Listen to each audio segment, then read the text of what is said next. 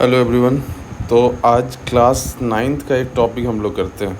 ऐसा शुरू से नहीं कर रहे हैं क्योंकि जाहिर सी बात है कि हम बहुत लेट रिकॉर्ड कर रहे हैं। तो आप लोग जानते होंगे व्हाट इज़ मैटर और स्पेस क्या होता है, मास क्या होता है।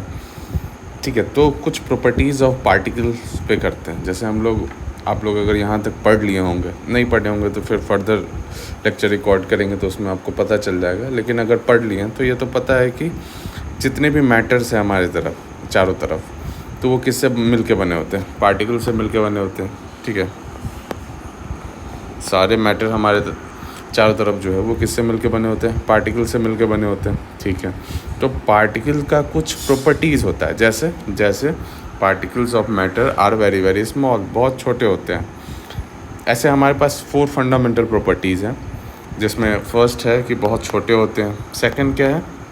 तो सेकंड हम लोग बोले ना कि particle of matter are moving continuously. ठीक है, वो हमेशा मूव करते रहते हैं।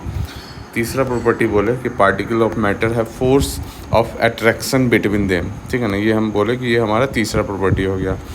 एंड फोर्थ कि particle of matter have gap और स्पेस बिटवीन देम। तो ये हम बोले कि हमारा चौथा प्रॉपर्टी है। ठीक है, ये तो बोल दिए, लेकिन साइंस में क्या होता है ना कि जब तक आपके पास कोई प्रूफ ना हो तो मान नहीं सकते ना। तो हम कैसे पता किए कि हमारा जो पार्टिकल्स है वो बहुत छोटा होता है? पहले 2 थॉट ऑफ स्कूल था, इसमें हम कह सकते हैं, जिसमें एक बोलता था कि जो मैटर होता है, जो हमारे पास मैटर होता है, जैसे ये कोई मैटर है तो ये एक ब्लॉक से मिलके बना हुआ है। ठीक है ना, ये ऐसा ऐसा ब्लॉक है और ब्लॉक ही मैटर को बनाया है। बाद में सेकंड स्कूल थॉट प्रिवेल हुआ, बोला कि नहीं, अगर ये मैटर है तो इसमें छोटे छोटे पार्टिकल से मिलके बने होते हैं। ठीक है, तो how I can prove my statement और this particular statement fundamental property? तो हम बोलेंगे ना कि चलिए देखते हैं क्या कर सकते हैं। तो हम बोले कि ऐसा कोई सेटअप हम क्रिएट किए। ठीक है ना, ऐसा कोई सेटअप क्रिएट किए जिसमें हम प्योर वाटर लिए। ठीक है, प्योर वाटर ले लिया, 100 ml लिए, कुछ भी लेना था 100 ml स्टार्ट के लिए ले लिया। ठीक है, उसमें हम डाले पोटेशियम परमैंगनेट। ठीक है ना, KMnO4। कुछ और डाल सकते थे क्या? हाँ, कुछ भी डाल सकते थे। मान लेते हैं कि हम कोई भी रंग डाले हैं। ठीक है ना, मान लेते हैं रेड कलर का कोई रंग डाले, जो होली पे खेलते हैं ना, बेसिक वही कोई कलर डाले यहाँ पे। ठीक है, तो क्या होगा? तो जाहिर सी बात है ना कि पूरे में कलर आ जाएगा। हाँ, कलर तो आ जाएगा। ठीक है, तो हम क्या बोलेंगे कि हम छोटा सा टुकड़ा डाले थे पोटेशियम परमैंगनेट का। मान लेते हैं यही हमारा KMnO4 पोटेशियम परमैंगनेट है। ये छोटा सा टुकड़ा था, ये छोटा सा टुकड़ा पूरा 100 ml वाटर को पर्पल कर दिया। यानी ये छोटा सा टुकड़ा में बहुत सारा पार्टिकल होगा। यस और नो? यस। ठीक है, तो हम तो ये जान गए कि बहुत सारा पार्टिकल होगा। और फर्दर इसको एक्सप्लेन कर सकते कि हाँ, इसका छोटा सा मतलब 10 ml वाटर हम लिए और उसको फ्रेश 90 ml पानी में डाल दिए। तो हम क्या देखते हैं कि पानी, पूरा का पूरा पानी फिर से पर्पल हो गया।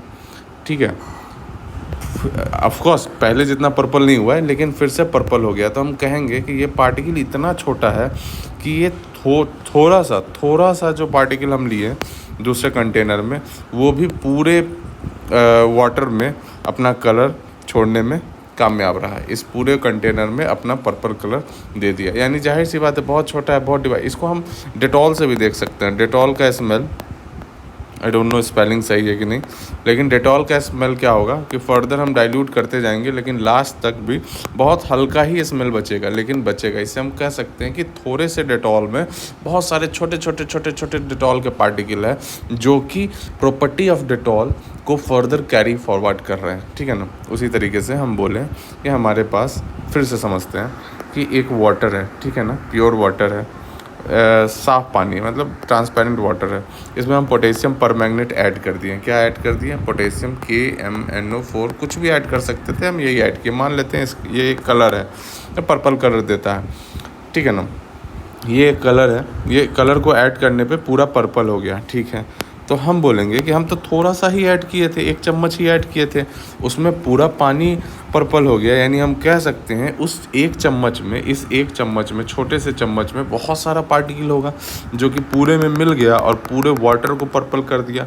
हम थोड़े से वाटर को इसमें डालें तो फिर से पूरा वाटर पर्पल हो गया। ऑफकोर्स पहले जितना डार्क नहीं होगा, पहले जितना गहरा कलर नहीं आएगा, लेकिन आएगा। और फर्दर हम डाइल्यूशन करते गए और देखे कि पर्पल कलर कैरी फॉरवर्ड हो रहा है। तो हम बोलेंगे ना कि ये इतना छोटा है, इतना छोटा है कि 1 चम्मच मतलब एक छोटा सा टुकड़ा भी बहुत सारे पूरे वाटर को कलर देने में मतलब कैपेबल है। यानी बहुत छोटा छोटा पार्टिकल से मिलके बना होगा, तभी तो ये पूरे पार्टिकल में जाके मिक्स हो गया। फॉर एग्जांपल अगर हम यहाँ पे ये डालते पोटेशियम परमैंगनेट और एक पत्थर की तरह जाके पड़ जाता और दूसरे में डालते, तो जाहिर सी बात है वो पत्थर नहीं जाता, तो हम बोलते कि ये तो बहुत बड़ा पार्टिकल है। लेकिन ऐसा नहीं हुआ, ये इतने छोटे छोटे पार्टिकल से मिल के बना था, ये पूरे में अपना कलर दे दिया। ठीक है, यहाँ तक तो हो गया। अब क्या था, particle of matter have third property, particle of matter have force of attraction between them. ठीक है ना, पार्टिकल ऑफ मैटर के बीच में फोर्स ऑफ अट्रैक्शन होता है। तो ये हम कैसे समझेंगे, तो ये समझने के लिए हम पेज इसमें कैसे लेंगे, इसी को कर लेते हैं। Force of attraction between them, see देखिए हमारे पास मान लेते हैं ये पेंसिल और दूसरा हम क्या मान ले, हमारे पास ये आयरन ब्लॉक है। ठीक है ना, ये आयरन ब्लॉक है, ये आयरन ब्लॉक है। तो आयरन ब्लॉक और पेंसिल का ये मान लेते हैं ना, वो ग्रेफाइट वाला पोर्शन है, पेंसिल का नीव है, ये थोड़ा सा पेंसिल का नीव है। ये इसको हम आराम से तोड़ देंगे, जब भी मन करे तोड़ देंगे। या मान लेते हैं ना पेपर है हमारे पास, कोई A4 साइज़ का पेपर है, A4 साइज़ का क्या है, पेपर है, इसको हम आराम से फाड़ देंगे। लेकिन आयरन ब्लॉक होगा या हमारे पास कोई मेटल का टुकड़ा होगा, उसको अगर तोड़ने के लिए बोला जाएगा तो हम आराम से नहीं तोड़ सकते। इसका क्या मतलब है कि पार्टिकल तो है, ठीक है ना, मैटर पार्टिकल से मिलके तो बना है, लेकिन सारे पार्टिकल के बीच में फोर्स ऑफ अट्रैक्शन डिफरेंट है। ऑफकोर्स है, फोर्स ऑफ अट्रैक्शन है। नहीं होता तो क्या होता कि हम जैसे मान लेते हैं ना, सिंपल कॉन्सेप्ट समझते हैं, जैसे कि क्या बोले कि इसको ऐसे समझते हैं कि हमारे पास ये एक ब्लॉक है और इस ब्लॉक में ऐसे हम अपने कन्वीनियंस के लिए लाइनिंग दे दिया है। तो मान लेते हैं एक हम येलो कलर यहाँ पे कर लेते हैं, तो इस ब्लॉक के येलो को हम अपने हाथ से पकड़ के पीछे खींचेंगे। ठीक है ना, तो पूरा का पूरा ब्लॉक आएगा। तो जाहिर सी बात है यहाँ का पार्टिकल यहाँ के पार्टिकल को, यहाँ का पार्टिकल यहाँ के पार्टिकल को पकड़ा हुआ होगा, तब भी तो पूरा का पूरा खींचा गया। अदरवाइज हम क्या बोलते, सिर्फ यही वाला बाहर आता। यस और नो, तो दोनों के बीच में फोर्स ऑफ अट्रैक्शन तो है। ठीक है ना, बस इससे भी समझ में आ जाएगा कि पार्टिकल्स के बीच फोर्स ऑफ अट्रैक्शन होते हैं। ऑफ कोर्स अब बहुत सारे एग्जांपल है, जैसे कि पानी बह रहा है, मान लेते हैं पानी बह रहा है, ऐसे पानी बह रहा है और हम एक हाथ रख देते हैं यहाँ पे, मतलब एक मान लेते हैं ना कोई लकड़ी यहाँ पे रख दी है, तो पानी क्या इसको चारों तरफ से बह के निकल जाएगा, टूटता है क्या, रुक जाता है क्या, नहीं। क्यों, क्योंकि उसके बीच में फोर्स ऑफ अट्रैक्शन है। यस और नो, यस। ठीक है, अब हमारे पास एक और कैरेक्टरिस्टिक्स था, क्या, particle of matter have gap. ये तो बहुत आसान है, फोर्थ कैरेक्टरिस्टिक्स ये वाला कि पार्टिकल्स के बीच में स्पेस होता है। हाँ होता है, कैसे होता है, कैसे पता चलेगा हमको, ऐसे पता चलेगा। कैसे, मान लेते हैं क्या मान लेते हैं हमारे पास कोई ग्लास है। ठीक है ना, इसमें क्या है, हमारे पास वाटर है, ग्लास में ऑफ कोर्स वाटर है। ठीक है ना, वाटर है और हम क्या किए ना कि शुगर इसमें ऐड कर दिए। क्या ऐड कर दिए, शुगर ऐड कर दिए। तो हम क्या देखें, यहाँ पे कलर चेंज कर लेते हैं, ये वाटर का लेवल है। हम क्या देखें कि शुगर ऐड करने के बाद भी हल्का सा भी एक मतलब मिलीमीटर का भी चेंजेस नहीं आया। हम क्या कह सकते हैं कि ये शुगर कहीं ना कहीं पानी के बीच में जो फ्री स्पेस था उसी में चला गया। यस और नो, नहीं तो पानी ऊपर आता ना अदरवाइज। यस, तो यानी हम कह सकते हैं कि पानी के पार्टिकल्स के बीच में स्पेस होता है। यस और नो, हमारा चौथा प्रॉपर्टी यही बोल रहा था ना कि particle of matter have gap और स्पेस बिटवीन देम। यस और नो, तो इस तरीके से इसको देख सकते हैं। उसके बाद हमारा कैरेक्टरिस्टिक्स है particle of matter are moving continuously. Particle जो होते हैं मैटर के वो कंटिन्यूसली मूव करते रहते हैं। यस, तो इसको तो हम देख सकते हैं, इसको तो इसके लिए तो अगेन पूरा लेक्चर आ सकता है, लेकिन फिर भी हम लोग कोशिश करते हैं समझने का। वो क्या कहना चाह रहा है ना, वो एक बेसिक चीज़ कहना चाह रहा है। वो कहना चाह रहा है ना कि क्या आप एक वर्ड को जानते हैं जिसका नाम है, इसको थोड़ा और लाइट कर लेते हैं, डिफ्यूज़न। क्या है? डिफ्यूज़न। डिफ्यूज़न, इस वर्ड को जानते हैं क्या? नहीं जानते हैं तो देख लीजिए। फॉर एग्ज़ाम्पल मान लेते हैं कि हम लोग सब ऐसे मान लेते हैं ये हम लोग हैं, आदमी है, ठीक है ना, लग नहीं रहा है लेकिन मान लीजिए ये आदमी है, ये आदमी है। अब बहुत क्राउडेड है, ठीक है ना, हम लोग एक मेट्रो में खड़े हैं या कहाँ खड़े हैं, ट्रेन में खड़े हैं, और जस्ट इसके बगल में ये जॉइंट में पूरा स्पेस खाली है। तो जाहिर सी बात है ना, ये सारा आदमी खिसक के कहाँ आएगा, यहाँ पे आएगा, थोड़ा स्पेस में आएगा और अपने बीच में स्पेस क्रिएट करेगा। तो ये तो नेचुरल है, ये कोई थोड़े बताया होगा कान में जाके कि जानते हो diffusion is a process in which movement of particle happen from higher concentration to lower. But ऐसा थोड़े बोलता है, वो नेचुरल है। अगर एक जगह बहुत भीड़ भाड़ है तो एक भीड़ भाड़ वाले जगह से खाली जगह पे आदमी आराम से जाएगा। मतलब नेचुरली अगर नॉर्मल इंसान होगा तो जाएगा ही जाएगा, अगर सर एब नॉर्मल होगा तो उसका पढ़ाई मेडिकल में होता है, केमिस्ट्री में नहीं, ठीक है ना। तो हम लोग क्या डिस्कस कर रहे हैं, डिफ्यूज़न। डिफ्यूज़न क्या होता है, जिसमें ना पार्टिकल्स, कौन पार्टिकल, कोई भी पार्टिकल मूव करता है, ठीक है ना, मूवमेंट होता है पार्टिकल का, movement of particles from higher concentration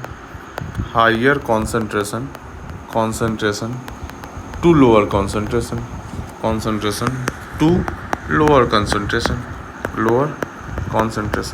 क्या ये हमेशा होता है? हाँ, ये हमेशा होता है। हमेशा मतलब हमेशा नेचुरली अगर किसी चीज़ को होना है तो वो यही से ही होगा। पार्टिकल मूव करेगा कहाँ से कहाँ, हायर कॉन्सेंट्रेशन से लोअर कॉन्सेंट्रेशन। क्या कभी लोअर कॉन्सेंट्रेशन से हायर कॉन्सेंट्रेशन जा सकता है क्या? ऑफ कोर्स जा सकता है, लेकिन वो नेचुरली नहीं होगा। उसके लिए हमको किसी न किसी फोर्स का यूज़ करना पड़ेगा। अच्छा, अगर फोर्स का यूज़ नहीं करते हैं तो ऑफ कोर्स ये प्रोसेस नेचुरल है। हायर कॉन्सेंट्रेशन से लोअर जाना नेचुरल है, और लोअर से हायर नहीं जा पाएगा अंडर नॉर्मल सर्कमस्टेंसेस। और नहीं हम तो धक्का दे के पहुँच जाएंगे, तो वो तो हो सकता है। और एक्सेप्शन केस, सर कहीं पे एक्सीडेंट होगा तो भीड़ के पास ही भीड़ आता है, यानी क्राउड ही क्राउड को खींचता है, तो वो दूसरा केस है, वो एक्सेप्शन है। नॉर्मली क्या होता है, नॉर्मली हम कह सकते हैं कि मान लेते हैं यहाँ पे बहुत ज़्यादा गैस पार्टिकल है और इसके चारों तरफ गैस पार्टिकल नहीं है, तो गैस पार्टिकल धीरे धीरे किस डायरेक्शन में मूव करेगा, किसी भी डायरेक्शन में मूव करेगा, बस अपने कॉन्सेंट्रेशन को इक्वल करेगा चारों तरफ। कब तक करेगा? जब तक चारों तरफ कॉन्सेंट्रेशन इक्वल ना हो जाए। इक्वल हो जाएगा तो क्या हो जाएगा, मूवमेंट रुक जाएगा, मूव करते रहेगा, लेकिन इस स्पॉन्टेनिटी, इस स्पीड के साथ मूव नहीं करेगा, ठीक है ना, क्योंकि पार्टिकल आर ऑलवेज मूविंग, तो वो तो मूव करेगा ही। लेकिन डिफ्यूज़न एक यूनिक टाइप ऑफ फेनोमेनन है जिसमें हायर कॉन्सेंट्रेशन से लोअर कॉन्सेंट्रेशन की तरफ मूवमेंट होता है। अच्छा, तो क्या डिफ्यूज़न सिर्फ गैस में होता है? नहीं, diffusion solid, liquid, gas, solid, liquid और गैस तीनों में होता है। हाँ, हम कह सकते हैं कि गैस में डिफ्यूज़न सबसे ज़्यादा होता है, सॉलिड में डिफ्यूज़न सबसे कम होता है, लेकिन होता तीनों में। अगर हम बोलें कि इसको अरेंज करो, ये सॉलिड है, ये लिक्विड है, ये गैस है, तो आपको सॉलिड से ज़्यादा लिक्विड और लिक्विड से ज़्यादा गैस में डिफ्यूज़न होगा, बट होगा तीनों में। अगर हम देखेंगे तो अगर दो सॉलिड ऐसे कांटेक्ट में रखे हुए हैं तो कुछ दिन बाद जो पार्टिकल्स होते हैं इन बिटवीन उनके, वो एक दूसरे में डिफ्यूज़ हो जाते हैं। अगर किसी, मान लेते हैं वाइट बोर्ड पे ब्लैक मार्कर से लिखा हुआ है, ठीक है ना, ब्लैक मार्कर से कुछ लिखा हुआ है, तो वो अगर बहुत दिन तक नहीं मिटाया गया, मान लेते हैं 5 साल तक नहीं मिटाया गया, तो वो जो ब्लैक मार्कर के पार्टिकल्स हैं ना, वो वाइट बोर्ड में इम्बेड हो जाएंगे, मतलब अंदर चले जाएंगे, तो हम बोलेंगे डिफ्यूज़न तो हुआ, ठीक है ना। ब्लैक मार्कर का जो पार्टिकल्स था वो हाईली कॉन्सेंट्रेटेड था सरफेस पे, सरफेस के अंदर नहीं था, तो सरफेस के अंदर जाना शुरू कर दिया, from high concentration to low concentration. जैसे ही हम इंक को डालते हैं, मान लेते हैं यहाँ पे इंक डाले हैं और पूरे में पानी है, पूरे में ऐसे पानी फैला हुआ है, तो इंक का, और हम इंक यहाँ पे डाले हैं, तो इंक क्या करेगा ना, यहाँ से धीरे धीरे सारे में जाने लगेगा, from area of higher concentration to area of lower concentration. बहुत बार कन्फ्यूज़न हो जाता है कि पानी जा रहा है या ये क्या कह सकते हैं, इंक जा रहा है, ऑफ कोर्स इंक जा रहा है। जब भी डिफ्यूज़न का बात करेंगे तो वही मूव करेगा जिसका कॉन्सेंट्रेशन ज़्यादा है, याद रखना। डिफ्यूज़न में जिसका कॉन्सेंट्रेशन ज़्यादा होता है वही मूव करता है।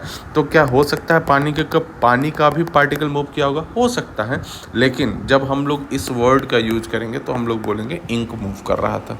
ठीक है, ठीक है। स्लाइड डिफरेंट टाइप का है ना, तो हम चेंज नहीं कर पा रहे, तो बार बार डिलीट करना पड़ रहा है, मतलब इरेज करना पड़ रहा है। ठीक है, अब थर्ड क्या डिस्कस किया, हाँ गैसेस। गैस में तो बहुत सिंपल है ना, कि अगर मान लेते हैं कोई अगरबत्ती हमारे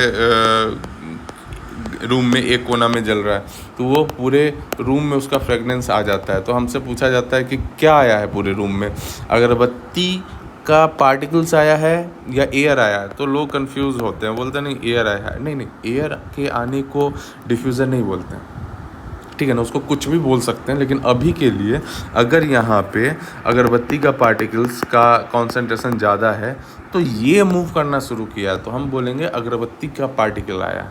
तुम लोग बोलोगे नहीं नहीं एयर आया, अगरबत्ती का पार्टिकल कैसे आ सकता है? ऑफ कोर्स आ सकता है। मान लेते हैं यहाँ पे हम डिटॉल डाल दिए और ये दूसरे रूम में डिटॉल नहीं डालें, तो अगर इसको हम स्मेल करेंगे तो हमको डिटॉल का महक आएगा, इसको स्मेल करेंगे तो डिटॉल का महक नहीं आएगा। तो जाहिर सी बात है ना कि अगर एयर आता तो दोनों तरफ महक आना चाहिए था। जाहिर सी बात है डिटॉल का ही पार्टिकल का महक होगा वो, ठीक है ना। तो यहाँ से कन्फ्यूज़न नहीं होना है कि एयर आ रहा है, वाटर आ रहा है, सॉलिड आ रहा है। जो ज़्यादा है वो मूव कर रहा है। कहाँ से कहाँ मूव करेगा? From area of higher concentration to lower concentration, ठीक है। तो क्या डिफ्यूज़न किसी पैरामीटर पे डिपेंड करता है? ऑफ कोर्स बहुत सारे पैरामीटर पे डिपेंड करता है। एक बहुत फेमस पैरामीटर है टेम्परेचर। फॉर एग्जांपल कि अगर टेम्परेचर हाई होता है तो डिफ्यूज़न ज़्यादा होता है। Temperature diffusion is directly proportional to temperature, हम कह सकते हैं। मतलब टेम्परेचर बढ़ाएंगे तो डिफ्यूज़न बढ़ेगा, यस और नो? Of course yes. क्योंकि देखते हैं ना कि जैसे मान लेते हैं गर्म खाना है, तो गर्म खाना का स्मेल बहुत दूर तक आता है। जैसे आप घर में एंट्री किए हैं और कोई खाना बन रहा होगा तो आपको स्मेल आ जाएगा, लेकिन ठंडा खाने का फ्रिज से कोई खाना निकालिए उसका स्मेल जनरली नहीं आएगा। हाँ, आपका नाक कुत्ता वाला है तो आ सकता है, लेकिन नॉर्मली इंसान के लिए तो टफ है उस खाने को स्मेल करना। हाँ, गर्म है तो स्मेल कर सकते हैं। तो हम कह सकते हैं कि diffusion is directly proportional to temperature, ठीक है। ठीक है, जब यहाँ तक समझ लिए तो एक छोटा सा चीज़ होता है ऑस्मोसिस। लोगों को लगता है ऑस्मोसिस डिफरेंट थिंग है। हाँ, थोड़ा सा डिफरेंट है ऑस्मोसिस थोड़ा सा डिफरेंट तो है, लेकिन ये है एग्जैक्टली डिफ्यूज़न। लेकिन यहाँ पे एक सेमी परमिएबल मेम्ब्रेन आ जाता है। अब क्या होता है देखिए, डेफिनेशन तो हम लिख देंगे लेकिन समझना ज़रूरी है। हमारे पास यहाँ पे एक मान लेते हैं कंटेनर है जिसको हम डिवाइड कर दिए सेमी परमिएबल मेम्ब्रेन से। ये सिर्फ लिक्विड को अलाउ करता है, ठीक है ना, सॉल्यूट को नहीं अलाउ करेगा, ठीक है। ये बहुत छोटे पार्टिकल्स को अपने से अलाउ करता है। हम इसके एक साइड रख देते हैं प्योर लिक्विड, यहाँ पे प्योर लिक्विड रख देते हैं, और उसके दूसरे साइड रख देते हैं प्योर लिक्विड, और प्लस उसमें बहुत सारा इम्प्योरिटीज़। तो जाहिर सी बात है, अगर हम यहाँ पे आपसे क्वेश्चन पूछें कि किसका कॉन्सेंट्रेशन ज़्यादा है, तो इसका कॉन्सेंट्रेशन ज़्यादा है, हाई कॉन्सेंट्रेशन दिख भी रहा है। और इसका क्या है? लो कॉन्सेंट्रेशन है, ठीक है। तो अब हम आपसे क्वेश्चन पूछेंगे कि नेचुरली हमेशा बिना कोई एक्सेप्शन के high concentration to low concentration movement होता है, और ऑस्मोसिस भी नेचुरल फिनोमेना है। तो इसमें कहाँ से कहाँ मूव करेगा? अगर हम बोल दें ये ए है और ये बी है, तो आप वीडियो को थोड़ी देर के लिए पॉज कर दीजिए। अब बोलिए, बताइए कि मूवमेंट ए से बी होगा या बी से ए होगा, ठीक है ना।